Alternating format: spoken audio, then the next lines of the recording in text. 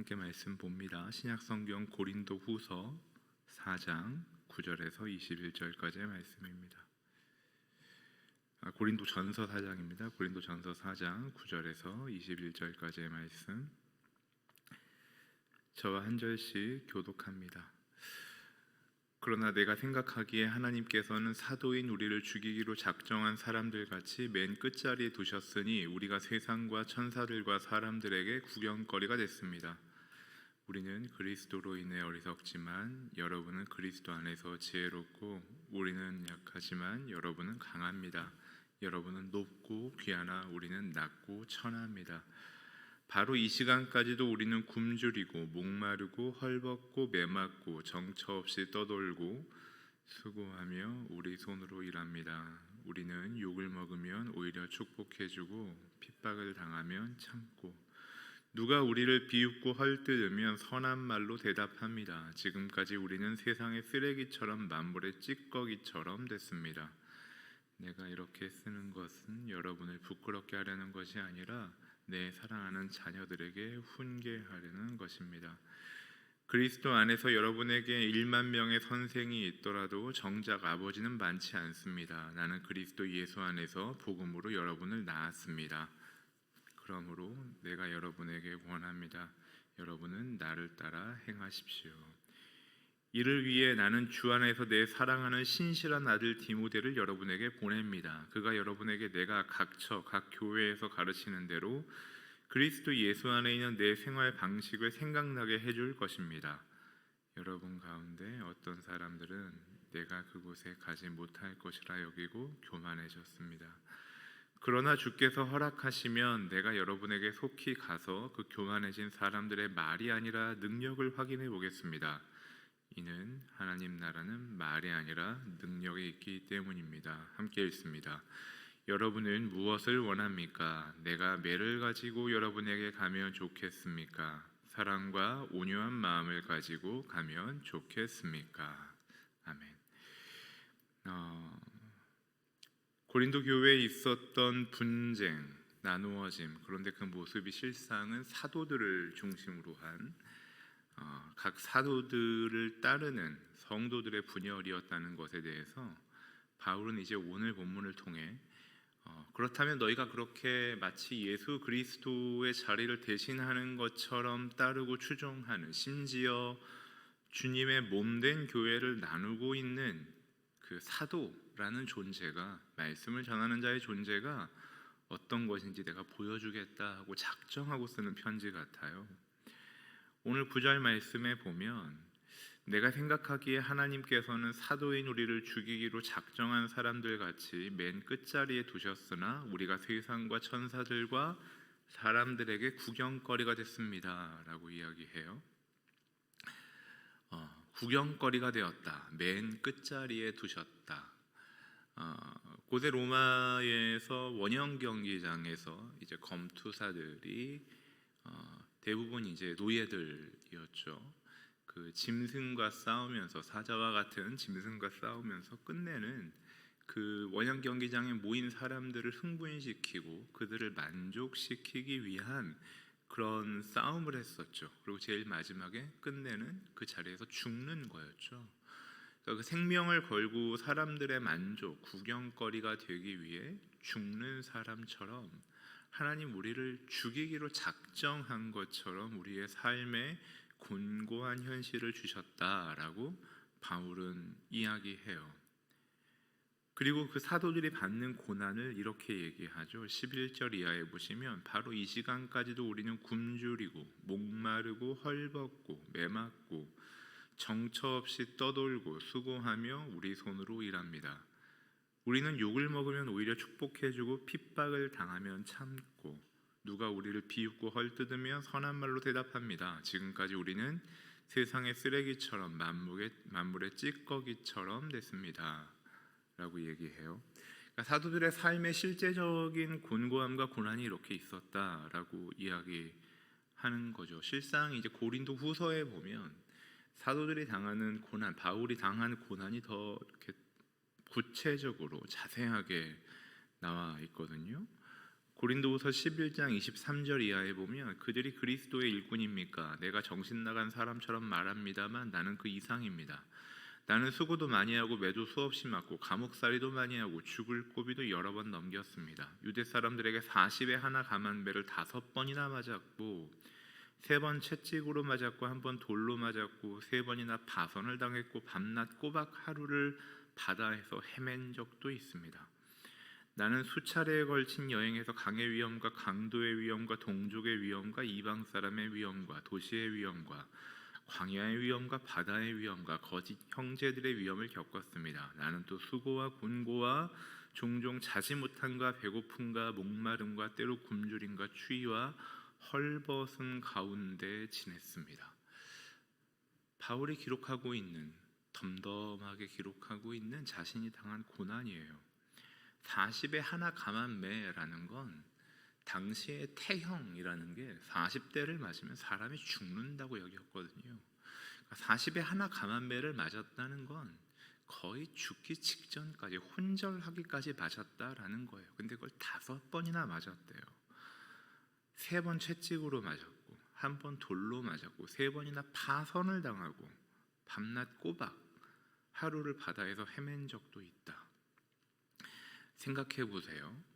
채찍으로 맞았다. 많은 분들이 더 패션 오브 더 크라이스트 영화를 보셨지만 당시의 채찍은 그 채찍 가죽의 끈 중간중간에 동물의 뼈를 심어서 사람을 채찍으로 때리고 다시 채찍을 당기면 사람의 살점이 뜯어져 나가는, 사람의 피부뿐만 아니라 그 안에 있는 근육까지도 장기가 다 드러나는 수준의 채찍이었어요. 그거를 3번이나 맞았대요. 1번은 돌로 맞고 3번이나 파선을 당했대요. 그러니까 파선을 당했다라는 건 항해하다가 이제 배가 어떤 사고를 만나서 이제 체류하게 되는, 어떤 그 원하지 않는 목적지에 체류하게 되는 그런 시간을 겪었다는 거잖아요. 그러니까 이 말을 좀 상황적으로 해석해 보자면 바울은 그 평생에 이렇게 어려움 속에 있는 시간들이 많았다는 거예요. 40에 하나 감한 매를 맞고 그 다음날 복음을 증거했을까요? 아니요. 몇 주를 알아 누웠을 거예요. 꼼짝을 못하고 누워서 그저 숨 쉬는 것 외에는 할 수 있는 게 없었던 바울이었어요. 3번을 채찍으로 맞았다?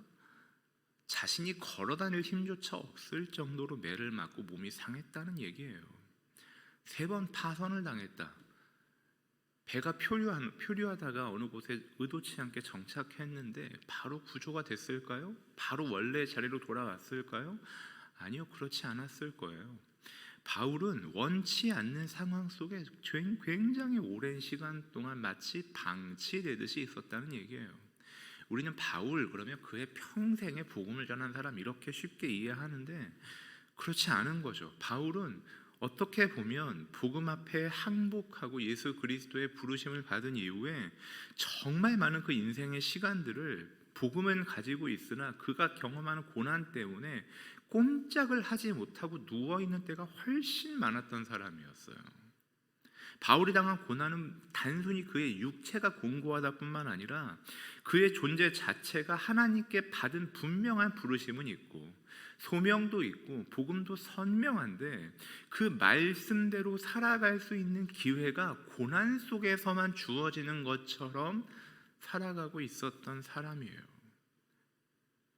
단지 그것뿐만이 아니라 수차례에 걸친 여행에서, 전도 여행이죠, 강의 위험과 강도의 위험과 동족의 위험과 이방 사람의 위험과 도시의 위험과 광야의 위험과 바다의 위험과 거짓 형제들의 위험을 겪었습니다.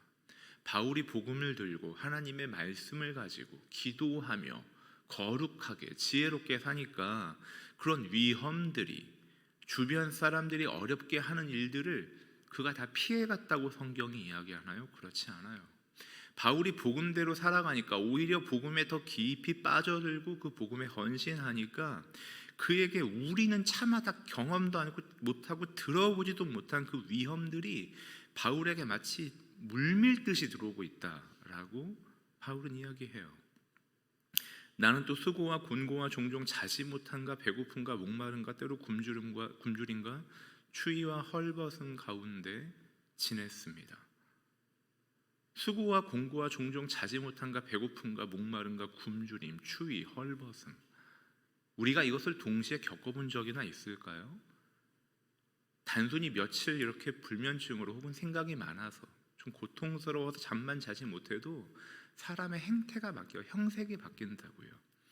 그런데 바울은 그 모든 어려움들이 마치 선물 세트처럼 한 번에 다 그의 삶에 들어왔다고 얘기해요. 무엇 때문에요? 그가 사도였기 때문에, 하나님의 일꾼이었기 때문에 하나님이 그렇게 하셨다라고 얘기해요.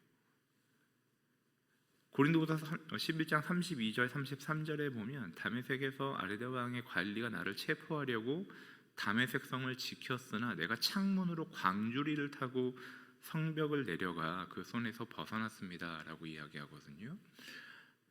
바울이 실질적인 생명의 위협을 얼마나 많이 받았는지 몰라요. 근데 우린 이렇게 생각하죠. 실제로 스데반도 죽었고, 스데반이 바울 손에 사실 죽은 거잖아요. 그리고 그 이전 세대에 순교자들이 분명히 있었고, 우리나라도 사실 보면 1900년대 초반에는 순교의 시대였잖아요. 복음이 처음 들어갔을 때 많은 사람들이, 적지 않은 사람들이 순교를 했어요. 부흥을 했고, 그래서 한국교회 기독교인들 8, 90년대 신앙생활 한참 뜨겁게 하신 분들에게는 이 성경 말씀이 마치 어떤 표어처럼 남아 있어요. 죽으면 죽으리이다. 바울이 도망갔대요. 벗어났대요. 창문으로 광주리를 타고 성벽을 내려가 그 손에서 벗어났대요. 차라리 죽으면 쉬운 일이에요. 빌립보서 1장에 보면 바울이 뭐라고까지 하냐 하면, 내가 죽음과 삶 사이에 껴있는데 차라리 내가 죽는 것이 나으나 내가 살아서 복음을 전하는 것이 너희에게 유익하다라고 이야기해요. 바울은 삶을 연장시키고 싶은 간절한 욕망이 없었던 사람이에요. 그런데 바울이 그 죽음을 벗어나기 위해 광주리를 타고 조용히 밤에 야반도주했다는 거예요. 왜요? 그 복음을 들고 살아가는 사람이 그 환난 속에서도, 그 고난 속에서도 그 시간을 지나 이루어야 하는 일이 있다는 걸 바울은 알고 있었던 거예요. 그러니까 복음의 증언자였던 바울의 현실은 복음을 가지고 있었기 때문에 그 삶에 어떠한 고난도 없이 그저 하나님 주시는 평안과 안녕 속에 살아갔었다라고 이야기하지 않고, 우리가 말로 다 표현할 수도 없는 고난 속에 바울은 살았다라고 스스로 얘기하고 있는 거예요. 우리가 세상 속에 고난을 받는다, 하나님의 복음을 가진 사도들이 그런 고난을 받고 성도들의 삶이 고난 속에 있다는 건 어찌 보면 너무나 당연한 일이에요. 왜냐하면 하나님을 알지 못하는 세상이 하나님을 따라 하나님의 그 창조 질서 안에 살아가지 않는데, 우리가 하나님의 창조 질서 속에 그분의 의와 그분의 정의와 그분의 사랑에 순종하여 우리의 삶을 살아갈 때 세상의 질서와 우리의 질서가 충돌하면, 우리가 세상보다 작다면, 우리가 세상을 힘으로 점령할 게 아니라면, 우리가 마치 십자군 전쟁과 같이 크리스텐덤, 기독교 왕국을 건설하는 게 아니라면 우리는 세상에서 뭐 하는 거예요? 마치 찌꺼기처럼, 마치 쓰레기처럼 여김받는 삶을 우리가 살게 된다는 거예요. 13절에서 바울이 그러잖아요. 누가 우리를 비웃고 헐뜯으면 선한 말로 대답합니다. 지금까지 우리는 세상의 쓰레기처럼 만물의 찌꺼기처럼 살았습니다 라고 이야기해요. 여기서 찌꺼기처럼 살았다라고 하는데, 이 찌꺼기란 말이 사람 몸에 있는 때 같은 걸 이야기하는 거예요. 누구도 존귀하게 보지 않는, 저 사람 미쳤구나, 이 세상에서 저런 질서로, 저런 말로, 저런 삶의 기준으로 살아간다는 건 저 사람 진짜 별 볼 일 없는 사람이니까 저 모양 저 꼴로 살아가는구나 라고 바울이 역임을 받았대요. 로마 시민권자였던, 그 높은 학문의 경지를 누렸었던 바울이 이렇게 사람들에게 세상에서 조롱과 핍박을 받았다라고 이야기해요. 우리가 삶 속에서 경험하는 이 환난이라는 것, 곤고라는 건 실상 세상의 질서대로 살아가면 안 되는, 살아갈 수 없는 성도가 깎여지는 과정이에요. 하나님이 우리를 진리의 빛으로 비추실 때 우리가 어둠에서 빛으로 바뀐다라는 건 단순히 빛이 비추니까 내가 어둠을 벗어났다 수준이 아니에요. 내 존재가, 내 삶의 행태가 어둠 속에 있었던 것들이 깎여야 되는 과정인 거예요. 생각해 보세요. 우리의 죄의 습관이, 우리의 어둠의 습관이, 우리의 악함이 어디에 있나요? 우리 옷에 묻어 있나요? 그렇지 않아요. 우리의 존재에 묻어 있는 거예요. 내 존재가, 내 인격이 깎여야 돼요. 내 인격이 깎이려면, 내 인격에서 그것이 덜어내지려면 우리한테 무엇이 올까요? 고통이 오는 거예요. 예수님께서 십자가에 죽으셔야 했던 이유도 마찬가지예요. 우리의 죄가 우리의 인격, 우리의 삶 전체에 맞닿아 있고 삶과 하나가 되어 있기 때문에 그걸 분리해내면 어떻게 되겠어요? 죽는 거죠. 그래서 예수가 죽으신 거예요. 그래서 우리를 그 죽으신가 합하여 죽게 하시고 그의 부활과 합하여 다시 살아나게 하시는 거죠.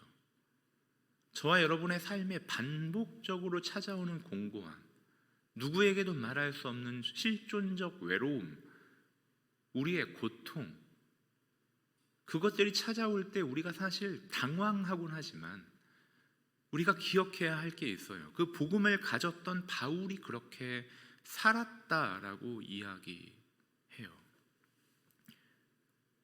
그리고 바울이 뭐라고 해요? 16절에 보면 그러므로 내가 여러분에게 권합니다. 여러분은 나를 따라 행하십시오 라고 이야기해요.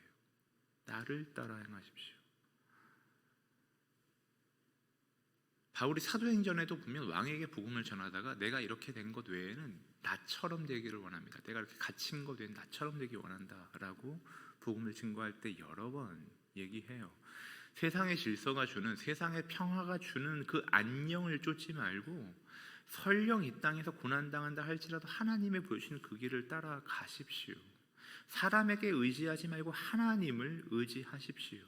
여러분이 추구하는 여러분의 욕망을 부귀라는 것으로 추구하지 말고 하나님을 따라가십시오라고 얘기하는 거예요.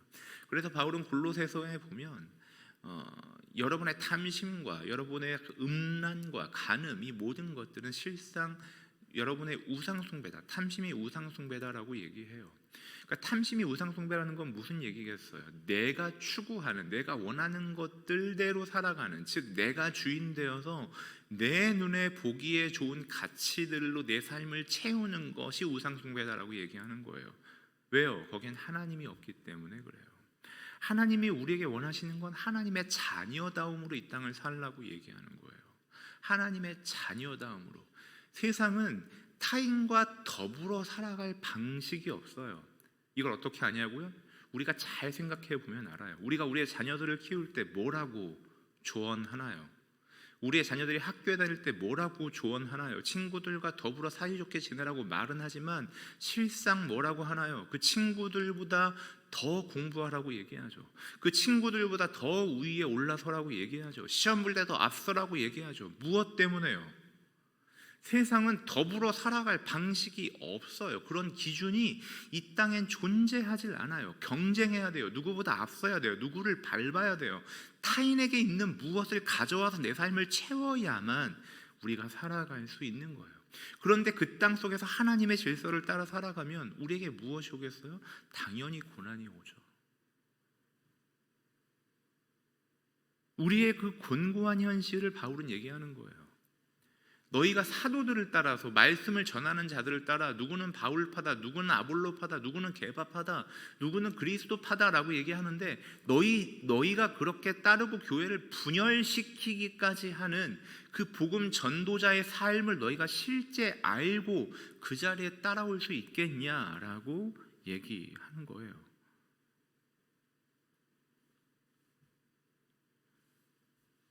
그래서 10절에서는 이렇게 얘기하죠. 우리는 그리스도인의 어리석지만 여러분은 그리스도 안에서 지혜롭고, 우리는 약하지만 여러분은 강합니다. 여러분은 높고 귀하나 우리는 낮고 천합니다. 이건 지금 반어적으로 얘기하고 있는 거예요. 너희가 그렇게 따르고 교회를 분열시키고 있는 그 사도들, 복음 전도자들의 삶을 봐라. 디아크리스톤, 그리스도를 위해 우리는 어리석어졌다. 우리는 약해졌다. 우리는 낮고 천하다. 세상 가운데 누구도 주목하지 않는 것 같은 삶을 살아간다.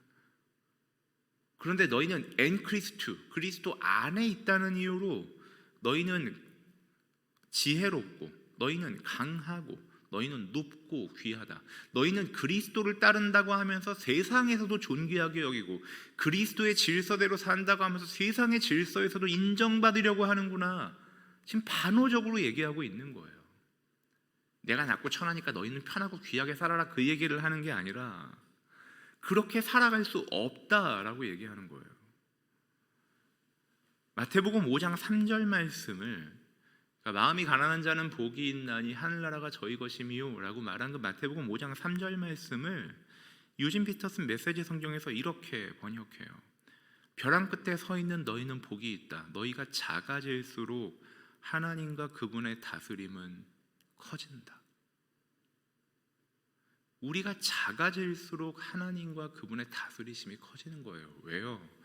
우리의 힘으로 우리의 방식대로 우리가 만들어내는 결과가 아니라 내가 작아서 할 수 없어 하나님께 그 도움과 하나님께 길과 하나님께 방향을 구할 때 내 속에 일하시는 하나님의 일들이 커지는 거예요. 그러면 내가 예상하고 내가 결과를 예측했던 것과는 다른, 나는 차마 상상조차 할 수 없었던 절대적 선이 나타나는 거예요. 나 자신도 마찬가지고 내 이웃도 마찬가지예요. 내가 내 자신에게 꿈꿨던 난 이런 사람이 될 거야, 난 이런 존재가 될 거야 하고 끝없이 러시했던 막 달려왔었던 우리의 삶의 모습이 있을 수 있어요. 나이 50이 넘으시면 한 50대 전후가 되면 아실 거예요. 그런 열망이 만들어낸 지금의 내가 정말 만족스러운가요? 모든 것이 다 내 뜻대로 설령 됐다 쳐도 그것이 나에게 지금 진정한 평안을 주고 있나요? 나라는 존재 하나가 내 뜻대로 되질 않아요. 내가 낳고 내가 키운 내 자식이 내 뜻대로 되지를 않아요. 교회에서 이렇게 복음을 전하고 말씀을 가르치지만 말씀을 듣는 성도들이 목사가 원하는 대로 가지 않을 뿐더러 이렇게 말씀을 전하고 있는 목사 스스로의 삶이 하나님의 말씀 앞에 전적으로 순종하지 못하고 날마다 씨름하고 있는 거예요. 그래서 우리는 뭐 하게 되나요? 내가 벼랑 끝에 서 있다는 걸 알게 돼요. 내 스스로 내가 길을 만들어가는 존재가 아니라는 걸 알게 돼요. 그래서 하나님께 엎드리게 돼요. 끝내는 엎드리게 돼요. 그러면 알게 되죠. 나라는 존재도 내 가족도 내 자녀도 내 이웃도 결국에는 하나님께서 붙드시고 하나님께서 원하시는 대로 그 인생의 원래 디자인하신 대로 가는 삶, 우리는 거기에서만 행복하고 평안을 누릴 수 있다라는 걸 알게 되는 자리까지 우리가 떠밀려 가는 거예요.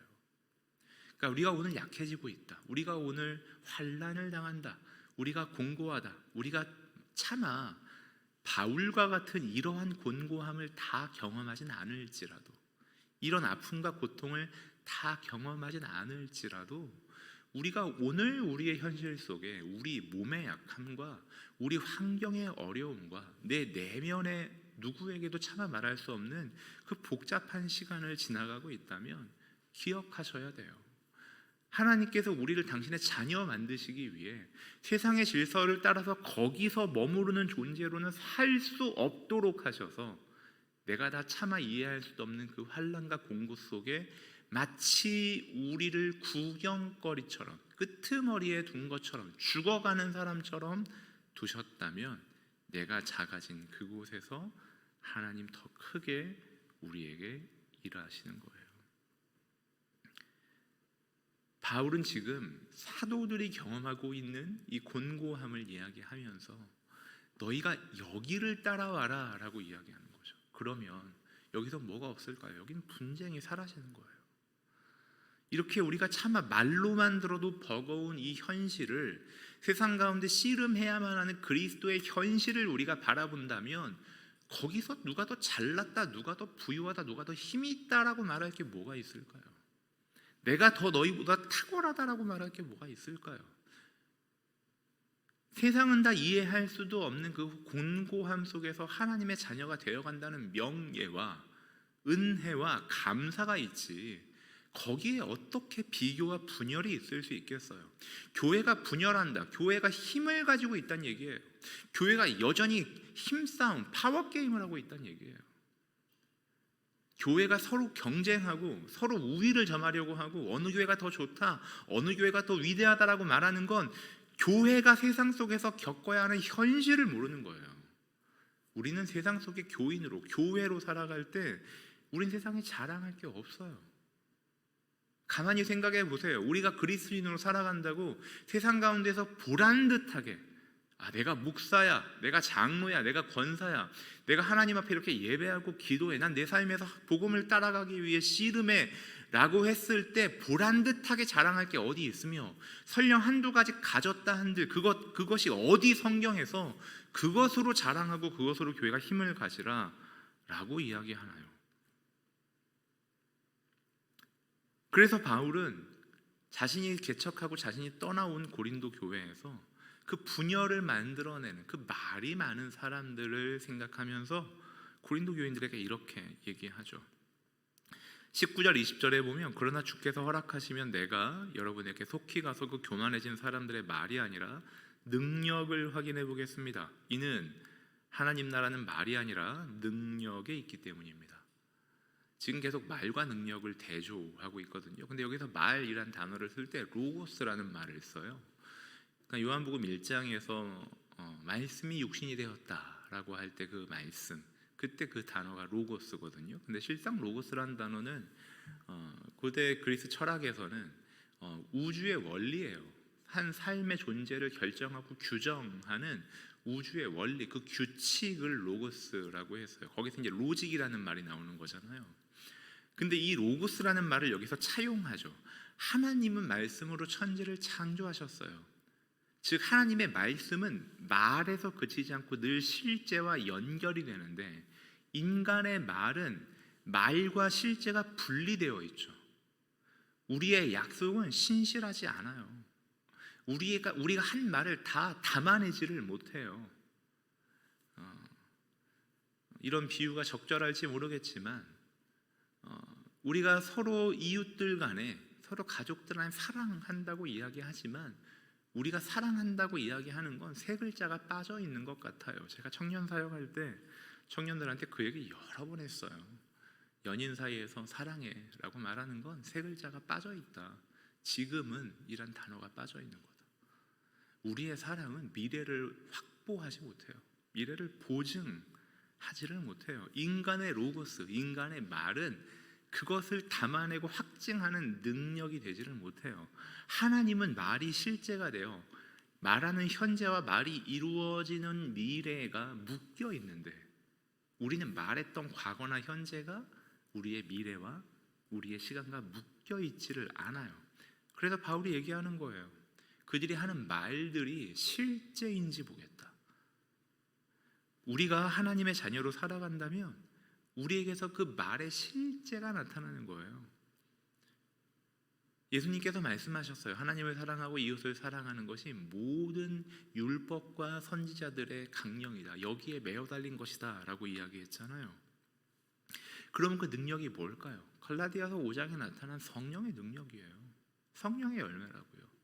사랑과 희락과 화평과 오래 참음과 자비와 양선과 충성과 온유와 절제예요. 가만히 생각해 보세요. 다 무엇에 대한 건가요? 우리의 인격에 대한 거예요. 우리 안에 담겨지는 캐릭터에 대한 거예요. 세상에서 이야기하는 그 힘이 아니에요. 돈이 아니고 건강이 아니에요. 하나님의 능력은 우리의 실존이 바뀌는 거예요.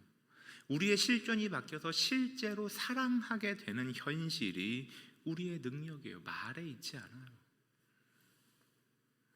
로마서 15장 1절과 2절에 보면, 우리 강한 사람들은 마땅히 연약한 사람들의 약점을 감싸주고 자기가 기뻐하는 대로 하지 않도록 해야 합니다. 우리 각 사람은 이웃을 기쁘게 해 선을 이루고 덕을 세워야 합니다.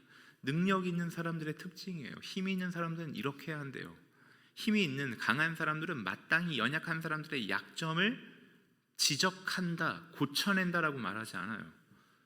힘이 있는 사람들은 약점을 감싸주고 자기가 기뻐하는 대로 하지 않도록 해야 한대요. 이 말에 바울의 의도가 있어요. 성경이 우리에게 말해주고 싶은 게 있다고요.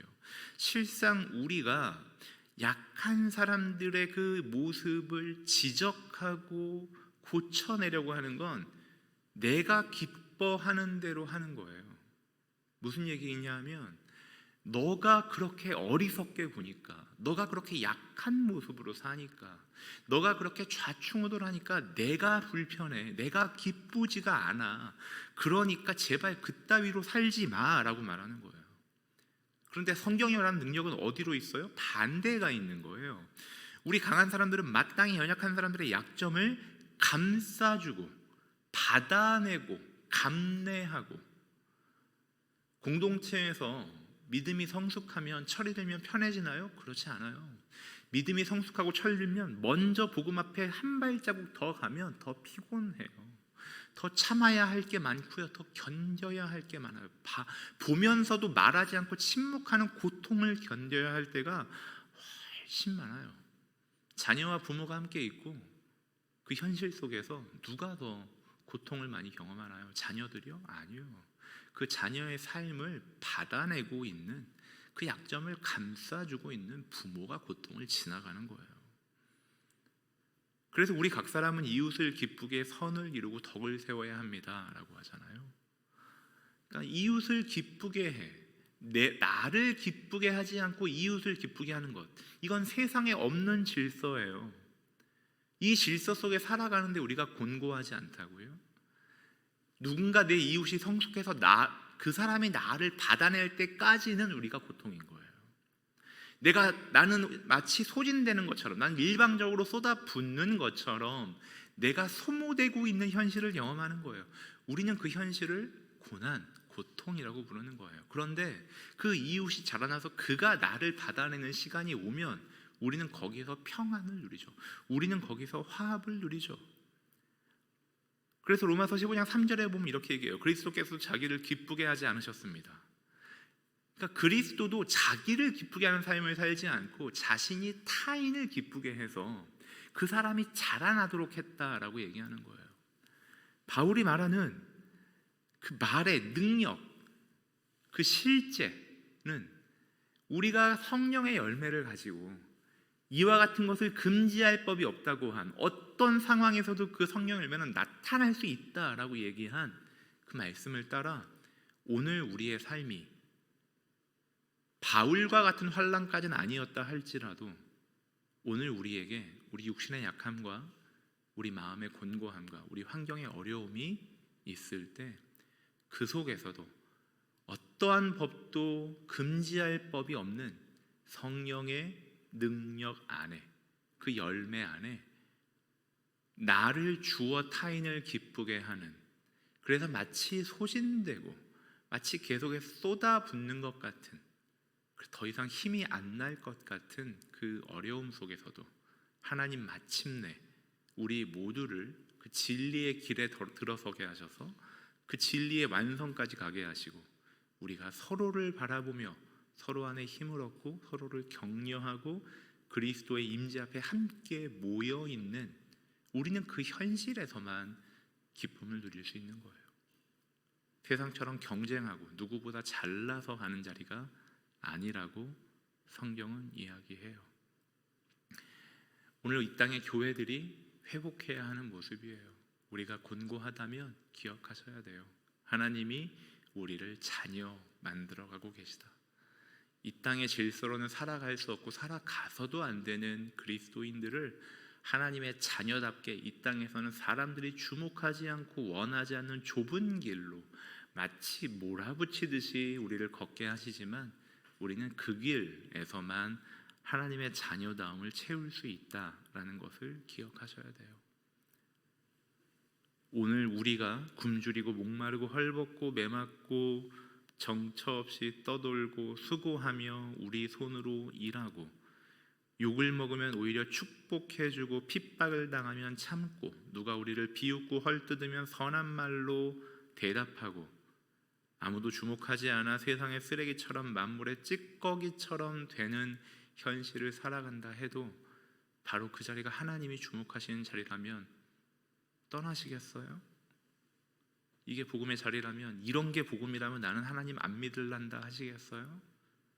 이제 얼마 남지 않았어요. 우리의 삶을 살아온 시간보다 이제 앞으로 남은 시간이 얼마 남지 않았어요. 잘 걸어오셨어요. 지금까지 잘 인내하셨어요. 하나님께서 연단하셔서 지금 이 복음의 비밀과 영광을 아신다면 남은 시간도 하나님 의지하면서 우리가 마치 바울처럼 내가 이렇게 이 환난과 곤고 속에서도 하나님을 닮아가는 명예와 기쁨이 훨씬 더 크다라고 우리가 우리의 자녀들에게 이야기해야 하지 않을까요? 우리의 이웃들에게 우리가 이야기해 주는 것, 그것이 전도이고 그것이 선교이지 않을까요? 그것이 우리의 현실이 아닐까요? 기억하셨으면 좋겠어요. 하나님이 우리를 이 자리에서도 하나님의 자녀로 부르고 계세요. 우리가 공고 속에서 하나님을 닮아 가고 있는 거예요. 세상은 알 수 없지만 명예로운 가치 있는 이 현실 속에서 우리의 삶의 자리를 함께 걸어갔으면 좋겠습니다. 함께 기도할까요? 먼저는 하나님, 우리가 하나님의 그 영광 앞에 머무르게 해주십시오. 하나님이 우리를 때로 곤고하게 만드실 때 내가 그 곤고함 속에서도 세상의 질서가 아니라 하나님의 질서를 따라 살아가는, 그래서 변화받을 수밖에 없는 그런 그리스도인 되게 해달라고 함께 기도했으면 합니다. 기도합니다.